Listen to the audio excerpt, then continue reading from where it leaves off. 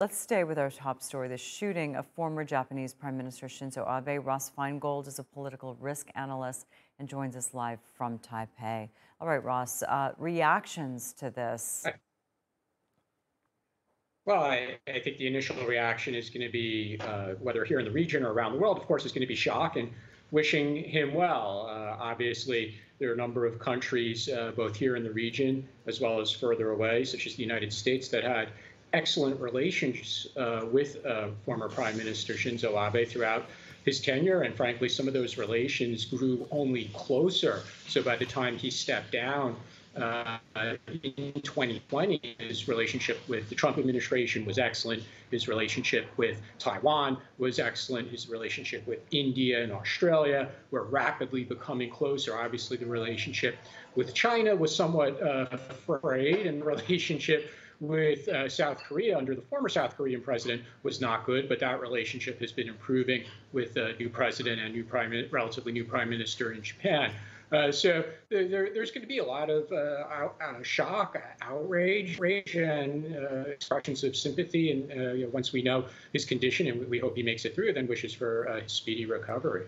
It really is a stunning attack. I mean, he's such an iconic political figure in Japan and in the region. He goes to do what he's used to doing, giving a political speech there by a roadway out in the public. And someone seems to come out of nowhere. It turns out that the suspect is a former Navy officer or had served in the Navy and just manages to shoot him. I mean, this doesn't happen. Yeah, that's right. And your observations are correct and raises a number of both current as well as historical issues. Gun violence is very, very rare in Japan. Violence against politicians is very rare in Japan, but it's not unheard of. In recent decades, doesn't happen frequently, but there's a history of this, whether it's by people from the extreme right or the people from the extreme left attacking politicians. And this goes back many, many decades, whether in the 60s and 70s or even earlier, during Japan's militaristic period in the 20s and 30s. Before the war, there was a lot of examples of political violence and assassinations as well. Got it. All right. So what we know right now is that he is still being treated in the hospital, right? Has the government made any statement on this, or the investigators that are looking into it?